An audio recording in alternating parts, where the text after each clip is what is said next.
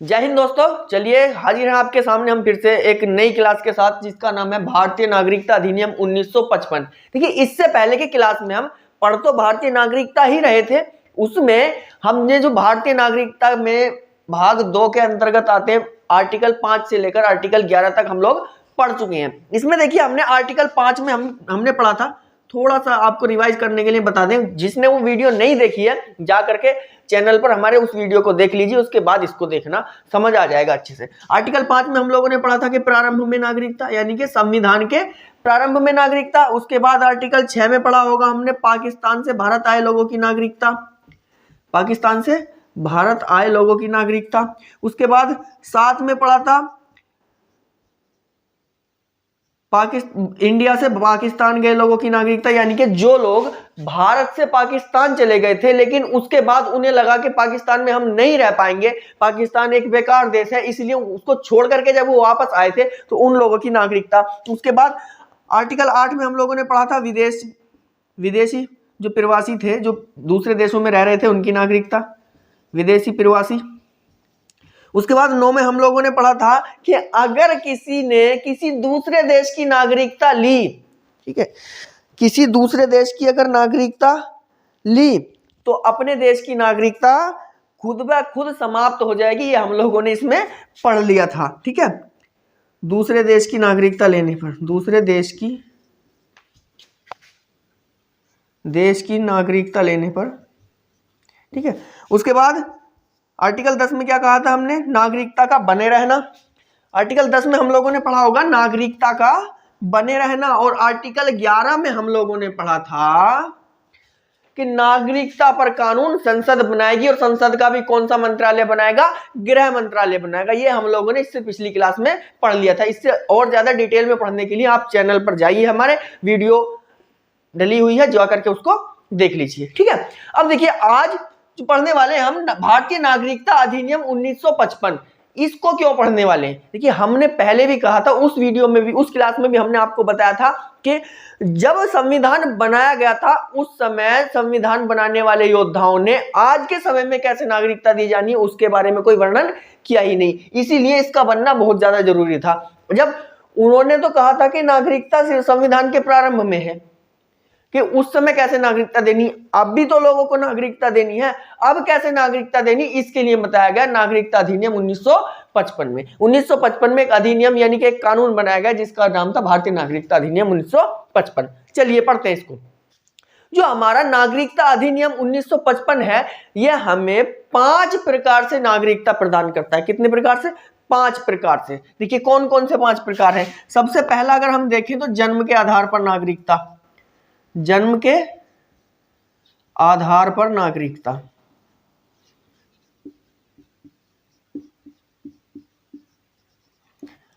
जन्म के आधार पर कैसे? अब इसमें कुछ सुधार की जरूरत थी उस समय बनाने वालों ने इस कानून को बना दिया जल्दी जल्दी में कि चलो साहब बना देते हैं, बहुत जल्दी कानून बना देते हैं, लेकिन सोचा नहीं कि इसका मिसयूज भी हो सकता है। कह दिया गया कि जन्म के आधार पर नागरिकता, इसमें बोल दिया गया कि जिसका जन्म भारत में हुआ होगा वो भारत का नागरिक कहलाएगा। अब इसका मिसयूज होने लग गया। अब दुश्मन देश, आतंकवादी कोई भी आकर के देश में आए, अपनी पत्नी को भी लेकर के 8-8 10-10 पत्नियां रखते, एक पत्नी और 2 पत्नी, 2-4 पत्नियों को लेकर के आ गए देश में, यहां आकर के उनकी डिलीवरी हो गई। अब उन्हीं बच्चों को यहां पर रख रहे हैं, उनको आतंकवादी बना रहे, उनको बम मारना सिखा रहे कि कैसे तुम्हें बम मारना, किस तरह से गलियों से घूम करके जाना, वो तो सीख लेगा सब कुछ यहां पर आकर के। अब उसके बाद अब देखो 1955 में कानून आया, अब इसका मिसयूज होता रहा 31 साल बाद। कितने साल?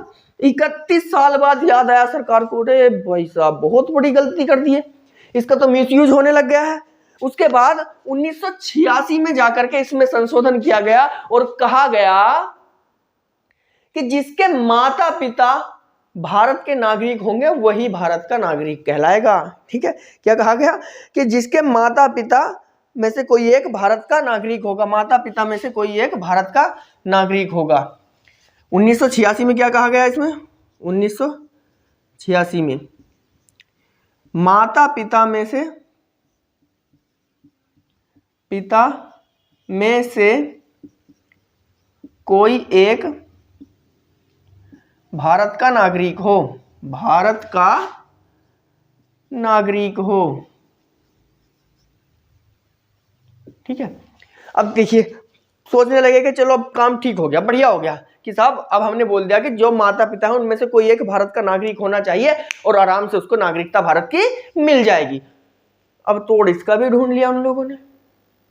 आया कोई भाई जम्मू कश्मीर में आके पढ़ने के बहाने आया कोई कि हम पढ़ाई करने आए हैं, यहाँ पर पढ़ाई की आकर के थोड़े बहुत दिन पढ़ाई की, किसी भी लड़की से आकर के शादी कर ली, सेट हो गए वहां पर, शादी कर ली, शादी करके अब उसको लोड कर दिया, उसको बच्चा जब होगा तो उसको बना रहे हैं आतंकवादी। अब इसका भी मिसयूज होने लग गया। अब उसके बाद फिर से जब ध्यान आया तो 2003 में फिर से संशोधन किया गया इसमें, इसी भाग में 2003 में किया गया। ठीक है, 2003 में कहा गया कि अगर कोई ऐसा कपल है जिसका शादी यहां पर बाहर से आकर के की है, लेकिन कम से कम एक तो वैलिड तरीके से भारत का नागरिक होगा, लेकिन दूसरा भी वैलिड तरीके से उसके पास, दूसरे के पास भी वैलिड डॉक्यूमेंट्स होने चाहिए। ऐसा नहीं कि आया कोई भी आकर के शादी कर ली यहां पर और रह रहा है। ठीक है, कि ऐसा बिल्कुल नहीं होना चाहिए। अब ऐसा तो देखो कह दिया गया कि माता पिता में से कोई एक भारत का नागरिक हो। ठीक है, कि माता पिता में से कोई एक भारत का नागरिक हो। अभी माता पिता में से कोई एक भारत का नागरिक होगा कि भाई चलो ठीक है, होगा नागरिक। कोई आ गया पाकिस्तान से, कोई आ गया जम्मू कश्मीर में, आकर के किसी लड़की से शादी कर ली, शादी करके उसको प्रेग्नेंट कर दिया, यहां पर आकर के उसको डिलीवरी हो गई, लो उसका बच्चा भारत का नागरिक हो गया, उसको बम मारना सिखा रहा है। ये नहीं होना चाहिए ना, बिल्कुल नहीं होना चाहिए। उसके बाद साथ ही साथ इसमें कहा गया था कि भाई 2003 में कह दिया गया कि अब क्या होगा, तो दोनों में से अगर एक भारत का नागरिक है, दूसरा किसी दूसरी जगह का है, अगर उसने नागरिकता नहीं ली है तो भी वो वैलिड तरीके से, उसके वैलिड हमारे पास कागजात होने चाहिए। तो मैं कहा 2003 में कहा गया कि दोनों वैध तरीके से नागरिक हों, वैध तरीके से क्या हो, नागरिक हों। ठीक है, ये था हमारा जन्म के आधार पर नागरिकता। 5 प्रकार से नागरिकता देता है, ये हो गया जन्म के आधार पर नागरिकता। ठीक है, अब इसका आप लोग स्क्रीनशॉट ले लीजिए। आगे पढ़ते हैं हम लोग वंश के आधार पर नागरिकता।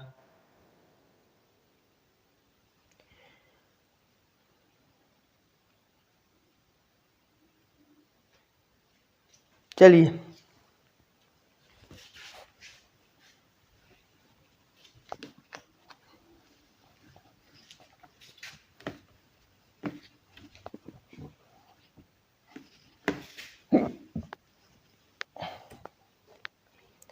दूसरा पॉइंट क्या है हमारा, वंश के आधार पर नागरिकता। वंश के आधार पर नागरिकता। ठीक है, वंश के आधार पर कैसे नागरिकता होगी। देखिए इसमें पहले क्या हुआ, जब ये 1955 में अधिनियम बनाया गया तो वंश के आधार पर नागरिकता के लेने के लिए, आज के टाइम में हमें नागरिकता कैसे मिलती है, हमारे वंश के आधार पर। भाई हमारे पापा भारत के नागरिक, हमारे दादा भारत के नागरिक, उनके पिताजी भारत के नागरिक, उनके भी पिताजी भारत के नागरिक, तो हम भी भारत के नागरिक, हमको तो मिल जाती है वंश के आधार पर नागरिकता। ठीक है, इसमें क्या कहा गया था कि माता पिता में से पिता भारत का नागरिक होना चाहिए, माता चाहे भारत की नागरिक हो या ना हो। अब इस पर आंदोलन हो गया, महिलाओं ने कहा कि क्या हमने बच्चों को नहीं पाला है क्या, कि बाप का ही अधिकार है, हमारा अधिकार नहीं है, कि हमको तो कोई अधिकार ही नहीं दे रहा है कि केवल बाप के आधार पर नागरिकता मिल रही है, वंश के आधार पर, ये तो नहीं होना चाहिए। तो 1992 में कह दिया गया कि चाहे तो माँ का वंश हो चाहे बाप का वंश हो, दोनों में से कम किसी एक का वंश कहाँ का होना चाहिए, भारत का होना चाहिए। अब दोनों को इस तरीके से नागरिकता मिल जाएगी, जैसे कि सानिया मिर्जा है।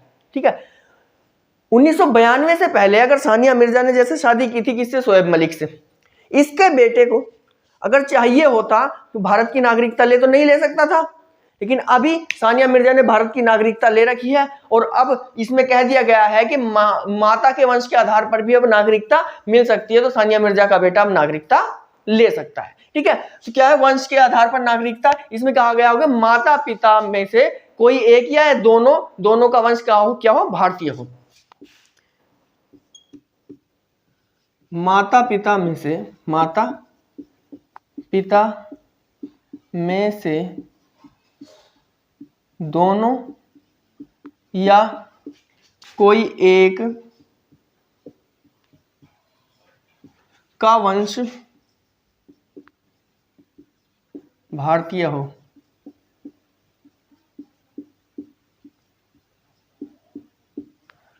कोई एक का वंश कैसा हो, भारतीय हो, तो वो भी क्या कहलाएगा, भारत का नागरिक कहलाएगा। ठीक है, इसके बाद आ जाता है एक हमारा पंजीकरण के आधार पर। ठीक है, इसमें जो संशोधन किया गया था इसमें 1992 में किया गया था। ठीक है, 1992 में। 1992 से पहले इसमें होता था कि केवल बाप के आधार पर, केवल कौन होना चाहिए, बाप भारत का नागरिक हो, इसीलिए उसके वंश के आधार पर नागरिकता मिल जाएगी। उस पर महिलाओं ने कहा कि हम बच्चे को नहीं पालते हैं, और सबसे ज्यादा अधिकार तो मां का ही होता है भाई। 9 महीने अपनी कोख में रखती है, फिर उसके बाद छोटे को पालती भी है अच्छे से, तो अधिकार तो उसका ज्यादा होना चाहिए ना। तो इस पर क्या कह दिया गया 1992 में कि दोनों में से किसी एक का या दोनों का वंश भारतीय हो तो वो भी क्या कहलाएगा, भारतीय कहलाएगा। हम लोग किसके नाम से जाने जाते हैं अपने देश में, वंश किसके नाम से ज्यादा जाना जाता है, पापा के नाम से। ठीक है, कहीं भी घूम रहे होते गांव में, क्या पूछता है किसका है तू, तो पापा का नाम बताना पड़ता है। केवल एक नानी का घर ही ऐसा है जहां पर हम माता के नाम से जाने जाते हैं। ठीक है, नानी के घर पर हम अपनी माँ के नाम से जाने जाते हैं, बाकी सब जगह अपने बाप के नाम से जाने जाते हैं। ठीक है, देखिए हो गया हमारा 1992 में इसमें संशोधन किया गया था, और माता और पिता दोनों के आधार पर नागरिकता होती थी, ये वंश के आधार पर नागरिकता। अब आ जाता है पंजीकरण यानी कि रजिस्ट्रेशन के आधार पर, पंजीकरण के आधार पर, पंजीकरण के आधार पर नागरिकता। ठीक है, पंजीकरण के आधार पर किस तरह से नागरिकता दी जाती है। ठीक है, इसमें क्या होता है, पहले 7 साल रह करके दिखाना होता है देश में, तब जाकर के आप रजिस्ट्रेशन फॉर्म भरोगे। कहाँ, गृह मंत्रालय के ऑफिस में जाकर के रजिस्ट्रेशन फॉर्म लोगे, उसको भरोगे। उसके बाद गृह मंत्रालय आपके बारे में थोड़ा छानबीन खोजबीन करेगा कि कहाँ से आया है, कुछ उल्टा सीधा काम करके तो अपने देश से नहीं आया, या आतंकवादी तो नहीं है, इस तरीके की पूरी खोज करने के बाद उसको नागरिकता दी जाती है। वरना ऐसे क्या है कि 7 साल के लिए तो कोई भी आ गया ताजमहल देखने के लिए, 7 साल तो यही देखेगा कि किस गली से निकल करके हमें जाना है, कहाँ बम मारना है, सब देख लेगा 7 साल में तो सीख जाएगा। उसके बाद 7 साल रह करके उसके बाद नागरिकता मिल जाएगी, वो बमबारी करना शुरू कर देगा। हाँ, फिर अपना ऊपर से लोगों को भड़काएगा, अधिकार मांगेगा, ये करेगा वो करेगा, पता नहीं क्या क्या करेगा। तो भाई उस पर उसके 7 साल रहने के बाद भी गृह मंत्रालय के ऊपर है कि वो आपको नागरिकता दे या ना दे। ठीक है ना। ठीक है, पंजीकरण की नागरिकता क्यों दी गई, भाई मान लो कोई किसी दूसरे देश से आया ताजमहल देखने के लिए, ताजमहल के साथ साथ वो पूरे देश में घूम लिया। ठीक है, और हमारे देश में वसुधैव कुटुंबकम की संस्कृति है, अतिथि देवो भव, यानी कि अतिथि को किसी देवता से कम नहीं मानते, बहुत आदर सम्मान करते हैं हमारे देश में। अब उसको लगा के देश बहुत अच्छा है भारत, हम तो यहीं पर रहना चाहते हैं, अब एकदम तो उसको नागरिकता नहीं दे सकते ना हम भी। अब कोई भी आया मुंह उठा करके हम उसको एकदम नागरिकता दे दें, नहीं दे सकते ना। कि कोई भी आए कि साहब हमको नागरिकता चाहिए, लाओ दे दो नागरिकता, ऐसे कैसे नागरिकता दे दें किसी को। कि भाई पहले रह करके दिखाओ क्या हमारे साथ घुल मिल सकते हो, रह सकते हो, फिर उसके बाद हम भी देखेंगे कि आप अपने देश से कोई गलत काम करके तो नहीं आए हो। देखा जाएगा, पूरा छानबीन की जाएगी, पूरा खोज निकालेंगे, उसके बाद ही तो आपको नागरिकता देंगे। तो उसको पहले 7 साल भारत में रहकर दिखाना होगा, उसके बाद कहाँ जाएगा वो, गृह मंत्रालय के ऑफिस जाएगा, वहां पर जाकर कर रजिस्ट्रेशन फॉर्म भरेगा कि हम आपकी नागरिकता लेना चाहते हैं। उसके बाद गृह मंत्रालय उसकी पूरी आईडी लेकर उसके देश में जाकर के पूरी उसकी छानबीन निकालेगा, उसके बाद उसको नागरिकता दी जाएगी। ठीक है, इसमें क्या होता है, पहले 7 साल रहकर दिखाना होता है, 7 साल रहकर दिखाना होता है, रहकर दिखाना होता है। देखिए अब ये 7 साल कर दी गई है, उससे भी पहले जो ये अवधि थी, ठीक है, इससे पहले ये अवधि कितनी थी, 5 साल थी। इससे पहले ये अवधि 5 साल थी, और उससे भी पहले 6 महीने, उससे भी पहले कितने थी, 6 महीने उससे भी पहले 6 महीने थी। कितनी थी भाई साहब, 6 महीने अवधि थी, उससे भी पहले कितनी, 6 महीने। ठीक है, क्योंकि जब जिस समय कानून बनाया गया उस समय कह दिया गया था कि भाई आपको कितने दिन, 6 महीने रह करके दिखाना होगा। आप लोग इसका स्क्रीनशॉट ले लीजिए और बढ़ते हैं हम इससे आगे थोड़ा।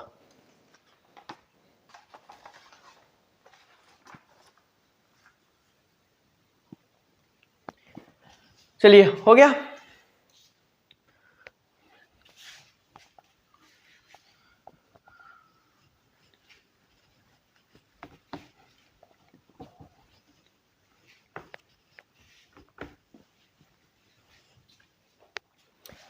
अब है हमारा देशीकरण के आधार पर नागरिकता। देशीकरण के आधार पर, देशीकरण के आधार पर कैसा? देशीकरण का मतलब हमारे देश के जैसा होकर के दिखाना होगा। इसमें क्या होगा, हमारे देश के जैसा होकर दिखाना होगा या तो कला क्षेत्र, कौन सा क्षेत्र, कला क्षेत्र, या विज्ञान क्षेत्र, विज्ञान क्षेत्र, और भारतीय भाषाओं,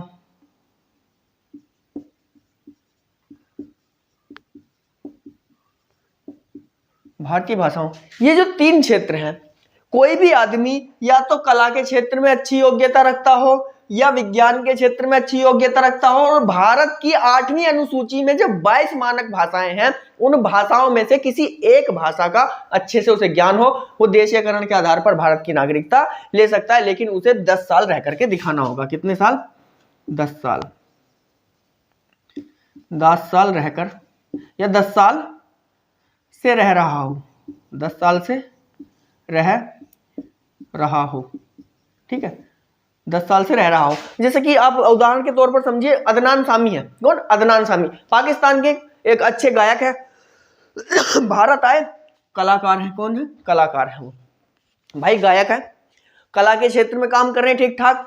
भारत की एक भाषा का अच्छे से ज्ञान भी है। जब गायक होंगे तो भारत की एक भाषा का ज्ञान भी ठीक ठाक होगा उन्हें, ठीक है, एक भाषा का ज्ञान भी। और 10 साल से भारत में रह करके गाने गा रहे हैं वो, भारत की सरकार ने उनको नागरिकता दे दी, कोई दिक्कत नहीं है। और भाई कलाकार तो आ जाओ, कोई परेशानी नहीं है, आतंकवादी है नहीं है बुलाने हमें, ठीक है, ऐसे आदमी नहीं बुलाने जो कि आकर के यहाँ बम विस्फोट करें। कलाकार कोई दिक्कत नहीं, आ जाइए, आकर के काम कीजिए, हमारे भारत की अर्थव्यवस्था बढ़ेगी, ठीक है, भारत की अर्थव्यवस्था बढ़ानी है हमें, इकोनॉमी आगे बढ़ानी है, कोई दिक्कत नहीं, कलाकार वैज्ञानिक जो भी आने आ जाओ, कोई परेशानी नहीं है, बम मारने वाले नहीं चाहिए, ठीक है। तो 10 साल तक रह करके पहले क्या होगा, इनमें से किसी एक क्षेत्र का ज्ञान रखता हो, कला के क्षेत्र में हो, विज्ञान के क्षेत्र में हो, या भारत की किसी एक भाषा, जो 22 मानक भाषाएं हैं, ठीक है, कितनी? 22। कौन सी अनुसूची में? 8वीं अनुसूची में जो 22 मानक भाषाएं हैं, उन 22 मानक भाषाओं में से किसी एक भाषा का अच्छे से उसे ज्ञान हो और किसी एक क्षेत्र में अच्छे से रुचि रखता हो और 10 साल से भारत में रह करके काम कर रहा हो, उसको भारत की नागरिकता मिल जाएगी, ठीक है। जैसे कि अब नोरा फतेही आकर के क्या करती हैं? डांस करती हैं, कलाकार हैं, ठीक है, कनाडा की रहने वाली, कहाँ की? कनाडा की रहने वाली नोरा फतेही, और भारत में बॉलीवुड में रह रही है काफी समय से। 10 साल के बाद अगर वो चाहेंगी कि हमें भारत की नागरिकता मिल जाए तो मिल जाएगी, क्योंकि एक भाषा का ज्ञान उनको हो गया है और दूसरा कला के क्षेत्र में काम कर रही है, ठीक है। चलिए इसका स्क्रीनशॉट आप लोग ले लीजिए। उसके बाद इसी में नीचे पढ़ा देंगे हम अर्जित भूक्षेत्र। चलिए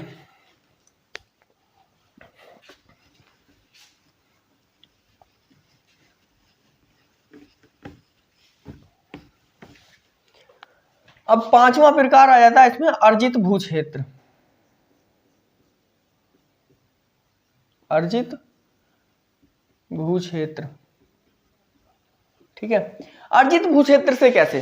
ठीक है, अब इसमें किसी को नहीं कहोगे कि पहले 10 साल रह करके दिखाओ। जैसे कि 1975 में सिक्किम को भारत में मिलाया गया, ठीक है, 36वां संविधान संशोधन 1975 के द्वारा सिक्किम को भारत में मिला लिया गया। अब उनसे ये थोड़ा ही ना कहते कि आप 10 साल रह करके दिखाओ, पहले आज 7 साल रह करके दिखाओ। वो कहते हैं हम तो जा रहे हैं दूसरे देश में, हम अलग रह लेंगे, ठीक है। अब जो क्षेत्र ऐसा हो कि दूसरे देश से मिलाया गया हो तो उसको तो नागरिकता भाई एकदम दे दो, उसको तो एकदम आधार कार्ड जा करके बना दो, जल्दी मशीन लेकर बायोमेट्रिक लेकर के पहुंच जाओ, भाई लाओ अपने हाथ लगाओ और जल्दी आधार कार्ड बनाओ, देश में वोट करो आप, ठीक है। अगर ऐसा किया कि उनको जल्दी नहीं किया गया या उनको देर लगा दी कि आप 4-5 साल रुक जाओ, तो वो तो किसी दूसरे देश से पैचअप कर बैठेंगे, वो तो वहां चले जाएंगे अगर उनको नागरिकता एकदम नहीं दी। एक उदाहरण के तौर पर जो पीओके है, पाक ऑक्युपाई कश्मीर, जिसको जम्मू कश्मीर पाकिस्तान कहता है आजाद कश्मीर, भारत कहता है उसको गुलाम कश्मीर, ठीक है। अगर उसको हम लोग भारत में मिला लें तो उनसे नहीं कहेंगे कि आप 7 साल या 10 साल रह करके दिखाओ, उनको बोलेंगे कि भाई अपने आधार कार्ड बनवाओ, अब आप भारत का हिस्सा हो, ठीक है।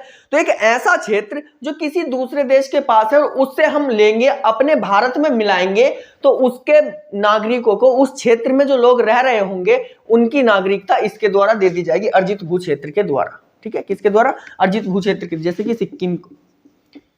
सिक्किम के लोगों को दी गई। किसके लोगों को? सिक्किम के लोगों को। ये थे भारत में नागरिकता के 5 प्रकार। उसके बाद अगली वीडियो में, अगली क्लास में हम लोग पढ़ेंगे क्या होते हैं एनआरआई, क्या होते हैं ओसीआई, ठीक है, क्या एफसीएनआर, ये सभी अकाउंट्स भी हम लोग पढ़ लेंगे, नागरिकता से संबंधित है। ठीक है, ये सब चीजें, और एक क्लास बना देंगे हम एनआरसी और सीएए के ऊपर। ठीक है, उसके बाद खत्म हो जाएगा और उसके बाद अगली क्लास पढ़ेंगे हम लोग फंडामेंटल राइट्स, मौलिक अधिकार। ठीक है, आप लोग अपना साथ बनाए रखिए। इसका आप लोग स्क्रीनशॉट ले लीजिए। इस पर थोड़ा सा लिख देता हूं, मैं यहां पर लिख देता हूं, कोई ऐसा क्षेत्र जो भारत में मिलाया जाए,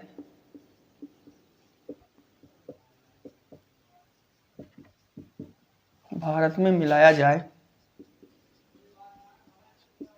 उसको नागरिकता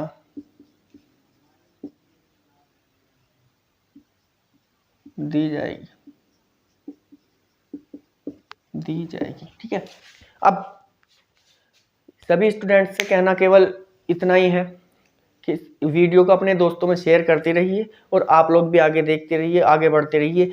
आपको जो लगे कि कौन सा टॉपिक आपको पढ़ना, अगर अपनी मर्जी से भी आपको अपना कोई टॉपिक चाहिए तो आप कमेंट में बोल दिया करें, हम उस टॉपिक पर वीडियो बना देंगे। ठीक है, और बस कहना इतना ही है, आगे शेयर करते रहिए। जल्दी इसके सब्सक्राइब बढ़वा दीजिए, और सब्सक्राइब जल्दी बढ़ जाएंगे तो हम जल्दी ये बोर्ड बदलने का काम भी करेंगे और टीम पूरी बना लेंगे एक, और आपको टाइम से क्लासेस मिलती रहेंगी। Thank you class.